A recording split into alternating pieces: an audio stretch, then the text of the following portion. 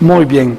Entonces, hermanos, estamos en Primera de Juan y estuvimos viendo que Juan nos hace una serie de preguntas, las cuales estamos ya respondiendo a cada una de ellas, y vimos, estuvimos viendo ya la fuente de esta comunión a punta de repaso,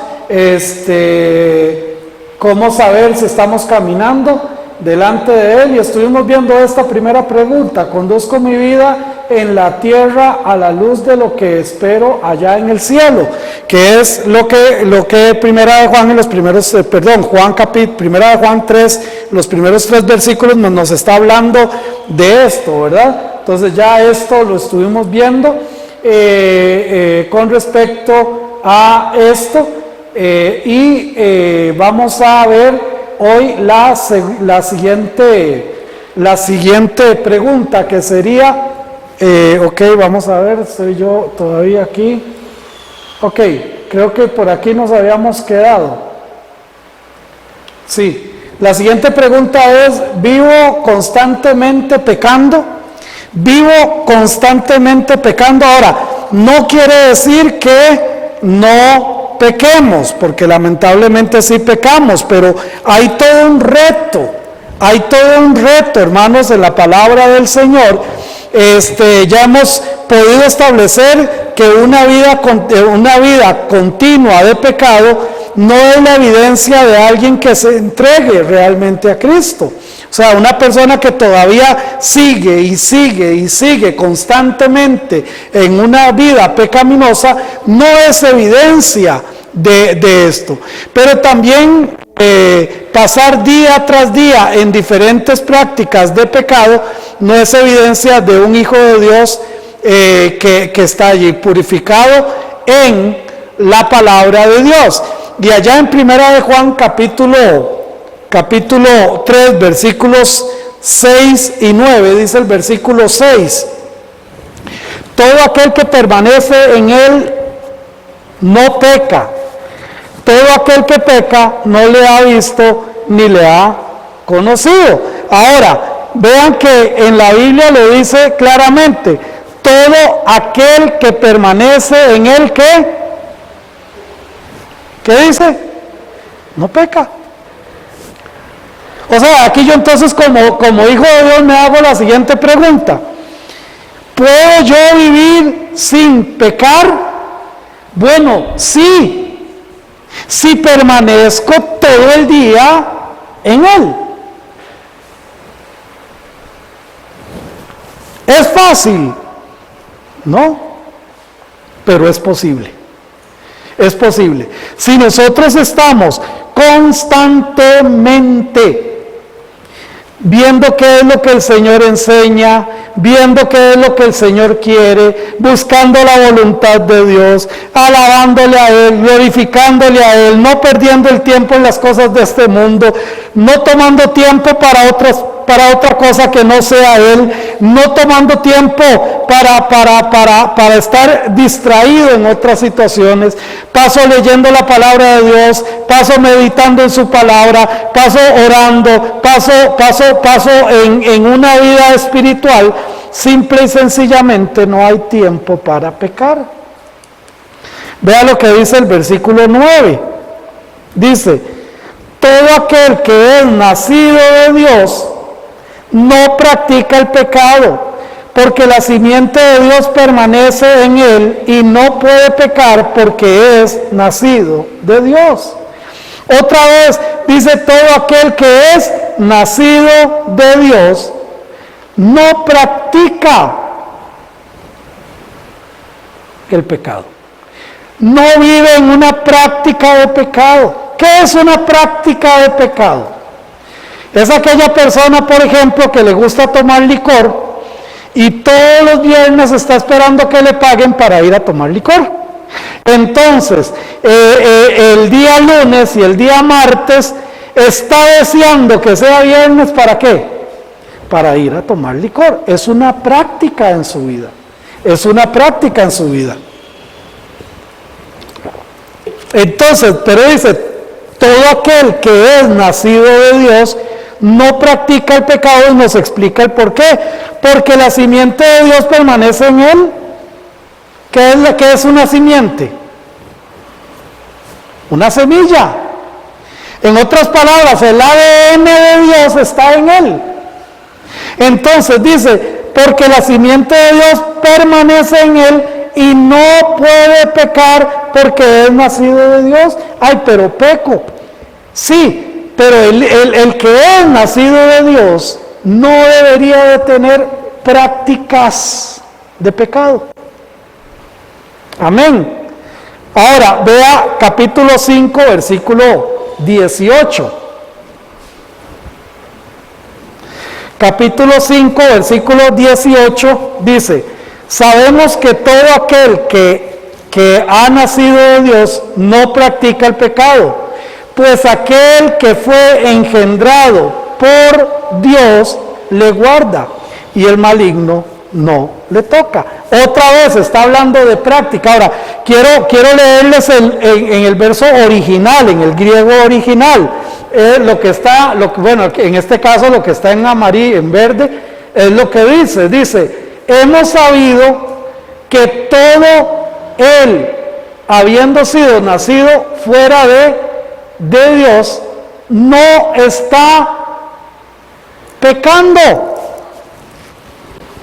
No está pecando, no está viviendo constante, sino el que ha nacido, o habiendo sido nacido fuera de él, Dios, está guardando. O sea, Dios no está cuidando a él, o el maligno no está tocando. ¿Por qué el maligno no me está tocando? Porque Dios me está guardando. ¿Cuándo Dios me está guardando? Cuando yo estoy en él. Amén. Cuando yo estoy en él. Por eso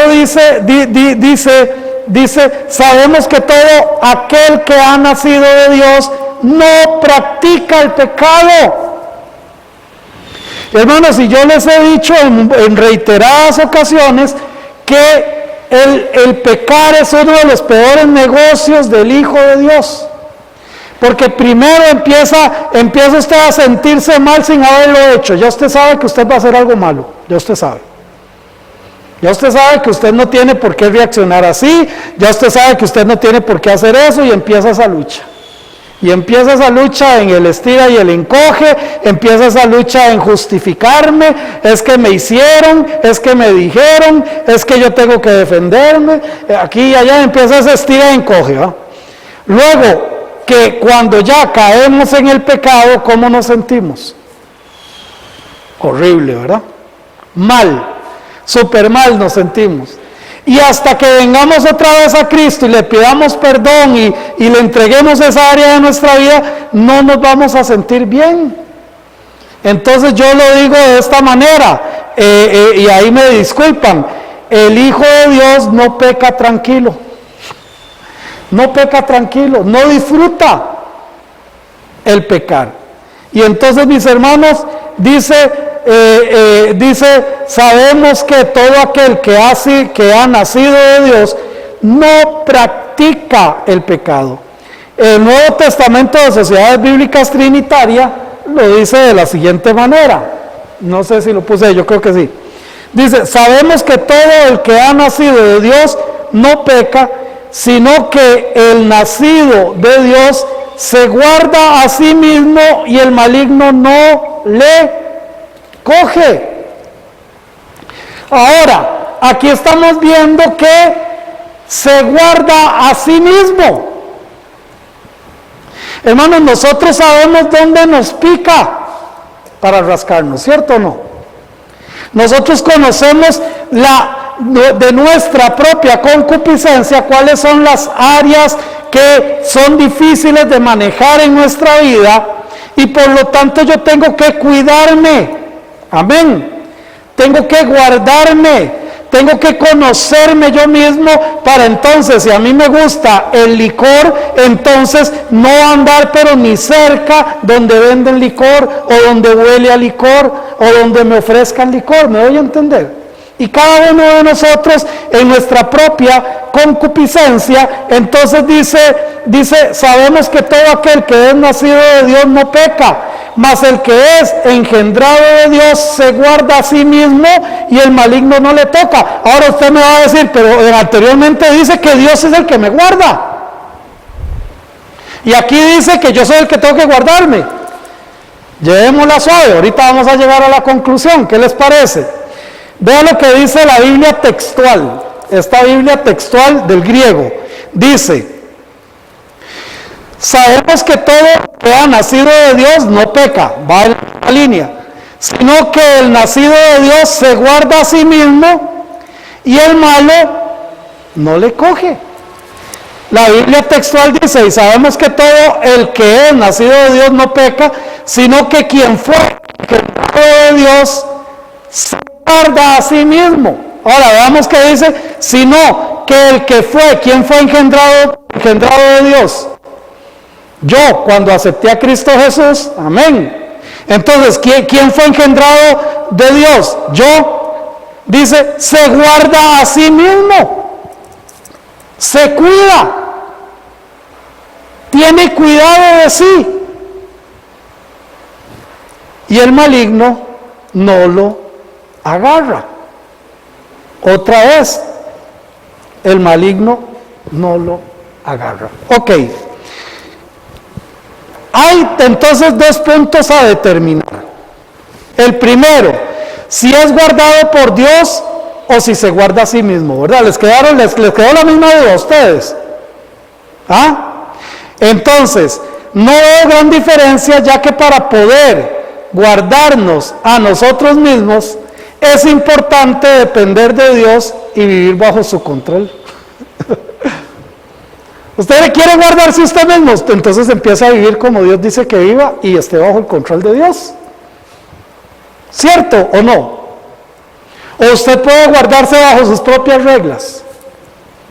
No, usted para guardarse tiene que guardar las reglas que el Señor dejó.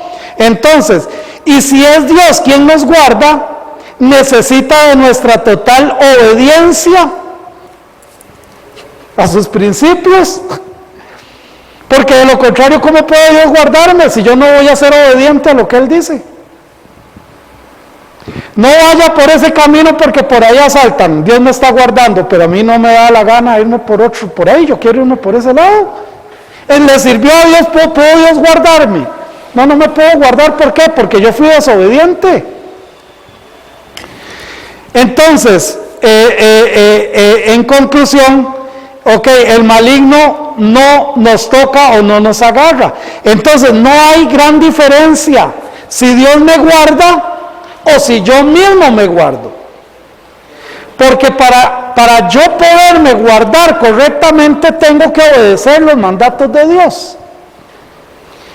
Y si Dios me guarda, requiere de mi obediencia a sus principios para poderme guardar. ¿Hay alguna pregunta hasta aquí? ¿Hay alguna pregunta? ¿Qué versión estás usando allí? Es porque dice, pues aquel que fue engendrado de Dios, por Dios le guarda. Ajá. El maligno no le toca. Exactamente. Esa es la Reina Valera. Exacto. Las otras dos versiones que estoy usando es la Sociedades Bíblicas Trinitaria y la Septuaginta y la Biblia textual. Creo que la Septuaginta no la leí, creo que es, para ver, la Septuaginta creo que está atrás. Vamos a ver, la Septuaginta es la que dice, sabemos que todo aquel que ha nacido de Dios no peca, sino que el que es nacido de Dios se guarda a sí mismo. Esa es la Septuaginta. ¿Cuál es la Septuaginta? La primera versión de la Biblia del hebreo y del griego del hebreo al griego y la Septuaginta pues sí fue escrita en griego, ¿verdad? Porque más bien en griego se había traducido el Antiguo Testamento. La Biblia textual, que es agarrar el texto original simplemente y ponerlo sin mayores consideraciones. Sabemos que todo el que es nacido de Dios no peca, sino que quien fue engendrado de Dios se guarda. Y estas son las versiones que estoy poniendo aquí. El punto es, como les digo, no hay ninguna diferencia. ¿Por qué? Porque para que Dios me guarde a mí requiere de mi obediencia. Y para yo guardarme requiero de los mandatos y los principios que Dios ha establecido. Amén, hermanos. Muy bien.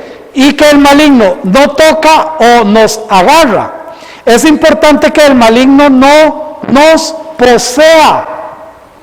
Hay muchas personas que enseñan que el Hijo de Dios puede ser poseído por el enemigo. Y esto no es así. Cuando Dios está en nuestras vidas, no hay espacio para las tinieblas. Amén. No hay espacio. Satanás puede mandarme sus dardos. Satanás puede molestarme. Satanás puede meterme ideas en mi cabeza. Puede llenar mi corazón si yo lo dejo. Pero no puede poseerme. Ajá, el que crea, dice. El que crea estar firme. Una cosa es estarlo y otra cosa es creer que estoy. Por eso es importante que nosotros no es que creamos estar, no, estemos firmes en su palabra. Amén. Ok, veamos los versículos que están allí. Dice, 2 Corintios 6, 14. No os unáis en yugo desigual con los incrédulos, porque ¿qué compañerismo tiene la justicia con la injusticia? ¿Y qué comunión la luz con las tinieblas? Entonces, cuando Dios está en nuestras vidas no hay espacio. ¿Qué compañerismo? Pregunta Pablo, hay. No os unáis en yugo desigual con los incrédulos, porque ¿qué compañerismo hay con la justicia con la injusticia? ¿Será que a alguien lo acusan hoy de ladrón y mañana puede ser juez? ¿Qué compañerismo hay ahí? No puede haber ninguno. Dice, ¿o qué comunión la luz con las tinieblas? No puede haber comunión. Juan capítulo 8, versículo 12. Juan 8:12 dice, otra vez Jesús les habló diciendo, yo soy la luz del mundo. El que me sigue no andará en tinieblas, sino que tendrá la luz de la vida. Él es la luz del mundo y cuando nosotros estamos en Él, estamos en luz y no hay campo ya para las tinieblas, no hay espacio.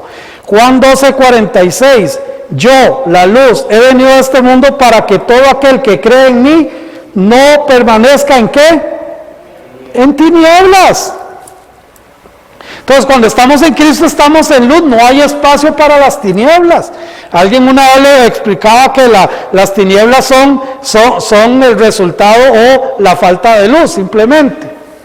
Bueno, y si hay luz, jamás puede haber tinieblas, no pueden estar ahí juntas. Hechos capítulo 26, versículo 18. Para que abras los ojos, para que se conviertan de las tinieblas a la luz y de la potestad de Satanás a Dios, para que reciban por la fe que es en mí perdón de pecados y herencia entre los santos. Entonces, la obra del Señor es para convertirnos de las tinieblas a la luz y de la potestad.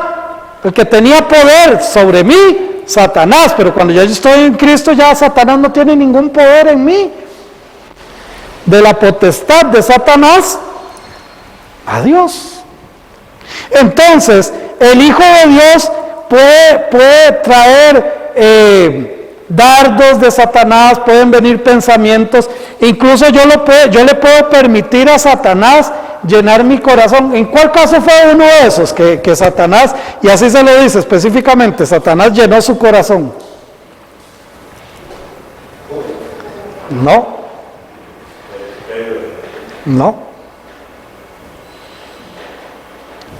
Eran espositos los dos. Y bien que se pusieron de acuerdo.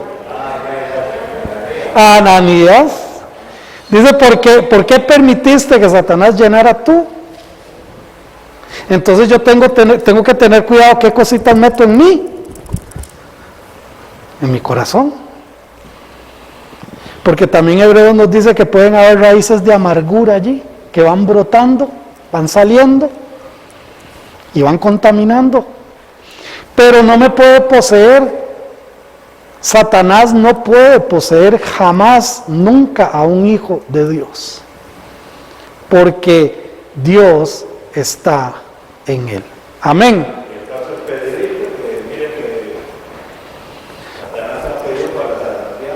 Ajá, y sí,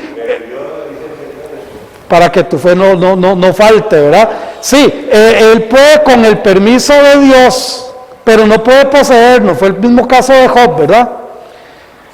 Job estaba ahí, venía Satanás ahí y le dice, mira tu siervo Job, vea qué bien lo tienes.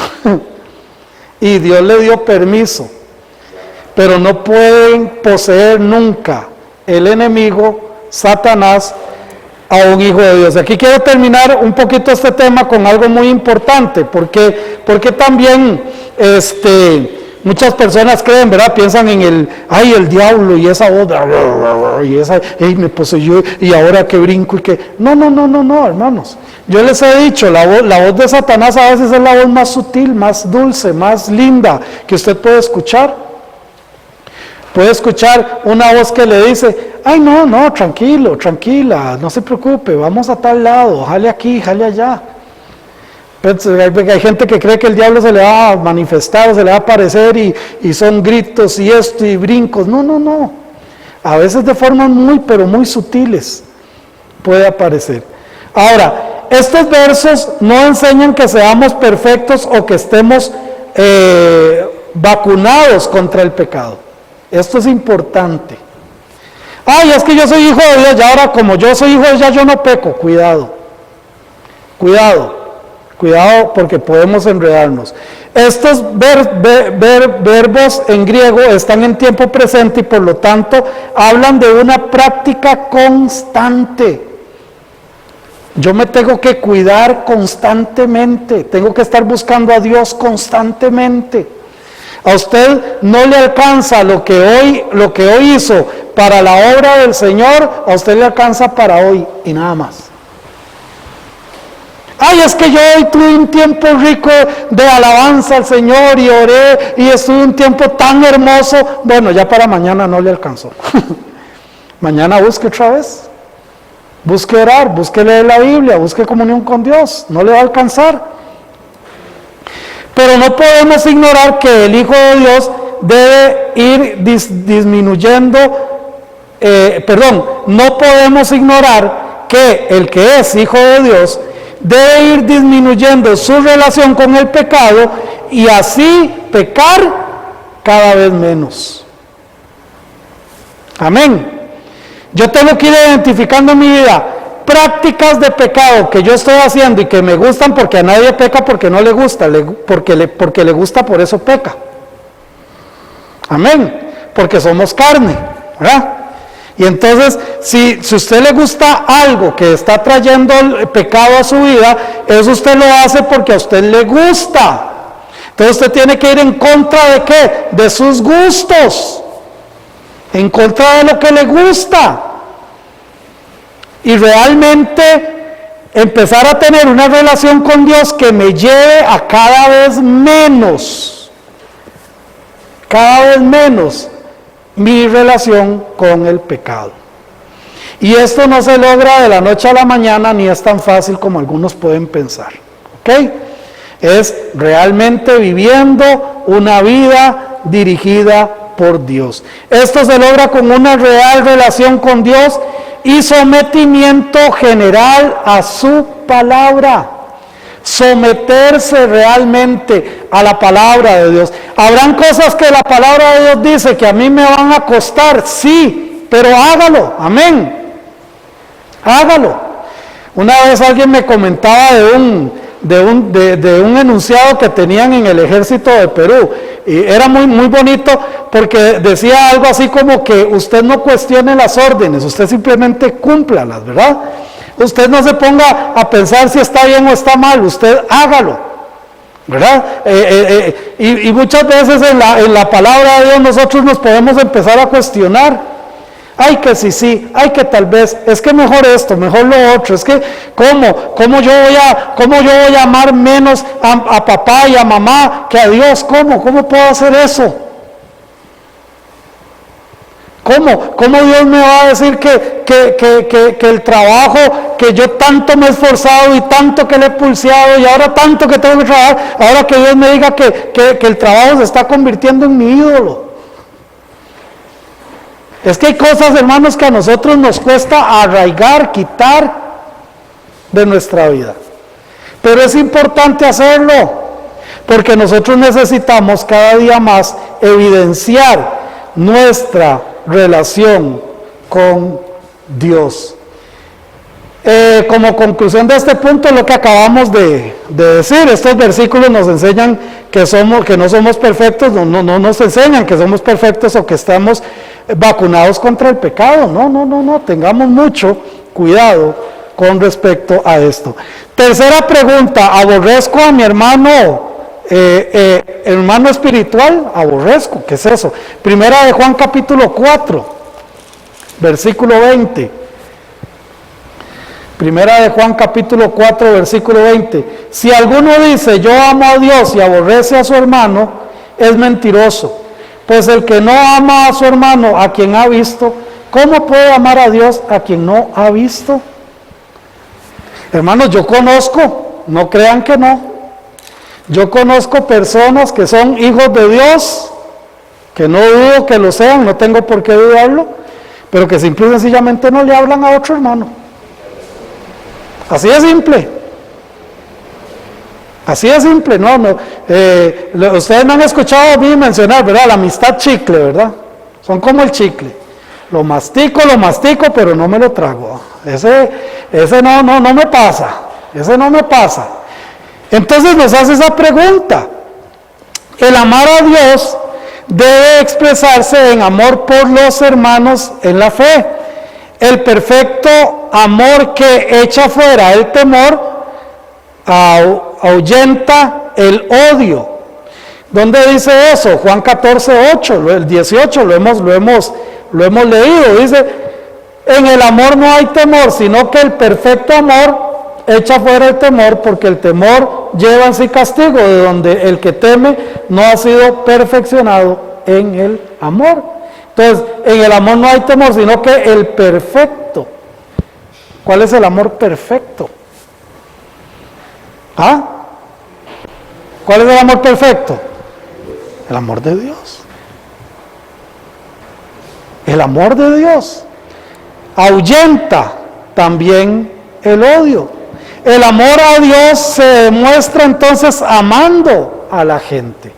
Se demuestra amando a la gente. Si falta el amor a los demás, falta Dios. Si falta el amor a los demás, falta Dios.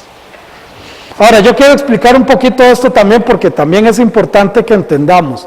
El hecho de que yo perdone o ame, no quiere decir que yo tenga que ser tontico o tontica, ¿verdad? O sea, si alguien me hace un daño a mí, yo le perdono en el amor del Señor, pero no por eso voy a seguir la relación tal y como era, porque esa relación fue dañina, porque esa relación fue funesta en algunos casos.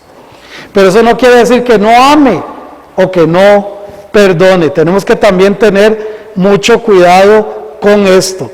Entonces, Juan llega al extremo de decir que si se ama, al extremo de decir que si no se ama al hermano, no se puede amar a Dios. O sea, si alguien dice, vea, esa personita, así, hablan así, esa personita que dice que es cristiana. Y hermanos, ¿Será que los hijos de Dios nos ponemos así calvillos para saber que somos hijos de Dios? ¿O se nos pone una ceja azul y entonces con todos los que tengan ceja azul son hijos de Dios? ¿Cómo sé yo si alguien es hijo de Dios o no? Bueno, si él dice que es hijo de Dios o ella dice que es hija de Dios, yo tengo que amarle. Mire, pero es que los frutos, bueno, suave, ya es el que le toca valorar los frutos, no es a nosotros. Si una persona dice que es hijo de Dios o que es hija de Dios, yo tengo que amarle. Y Juan dice que si yo no le amo, si yo no puedo amar a Dios. O sea, yo no puedo decir que amo a Dios si no amo a mi hermano. Se establece entonces una distinción entre el hermano a quien se ve y el Dios a quien no se ve. Se establece esta distinción. Afirmar que se ama al que no se ve es tanto que se deja de amar al que se ve, es entrar en el ámbito de la fantasía. Repito esta idea. Afirmar que se ama al que no se ve, o sea, a Dios, en tanto que se deja de amar al que se ve, es entrar en el ámbito de la fantasía. Vamos a ir a Mateo, yo les voy a leer esos pasajes que están allí. Mateo 7:21 dice la palabra del Señor: no todo el que me dice Señor, Señor, entrará en el reino de los cielos, sino el que hace la voluntad de mi Padre que está en los cielos. Y la voluntad del Padre es que usted ame a su hermano. No, pero es que ese es un hereje, eso es problema de él con Dios. No, pero es que aquí, no, pero es que allá.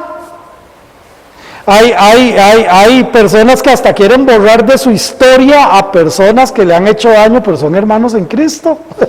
Al menos es lo que dicen ser. ¿Será que en algún lado de estos versículos dice ahí en letras pequeñitas, aplican restricciones? No, ¿verdad? No. Mateo capítulo 7, versículo 6. Respondiendo él les dijo: hipócritas, bien profetizó de vosotros Isaías, como está escrito: este pueblo de labios me honra, mas su corazón está lejos de mí. Si alguien dice yo amo a Dios, pero aquel hermanito yo no me lo soporto, está mal. Está mal según lo que dice la palabra de Dios. Dice: de este pueblo de labios me honra, mas su corazón está lejos de mí. Una vez, hace ya muchos años, en una iglesia tuve que llamar la atención a una muchachita por su vestimenta. Y ya lo había hecho en reiteradas ocasiones, y en un culto simple y sencillamente yo le pedí que no pasara a cantar. Cantaba en el grupo de alabanza. Simplemente, yo no delante de todos, simplemente terminó el ensayo, ellos ensayaban antes del culto, terminó el ensayo, la llamé aparte y le dije: con esa blusa, con ese escote no vas a cantar. Y esta muchacha por mucho tiempo me pasaba al frente, ¿verdad?, a saludar, o sea, saludábamos, y en 2 ocasiones me dejó con la mano extendida. En 2 ocasiones. Y mi esposa hasta que echaba chispas, ¿verdad? Pero un día, de pronto, simple y sencillamente llegó y me saludó. Y yo le volví a saludar como si nunca hubiera pasado lo que pasó. Es incómodo, es difícil, no es fácil. Pero Dios nos pide que nos amemos, amén. Que nos amemos, porque dice que el que no hace lo que Él dice que le honra de labios y su corazón está lejos de Él. Lucas capítulo 6, versículo 46, ¿por qué me llamáis Señor, Señor, y no hacéis lo que yo os digo?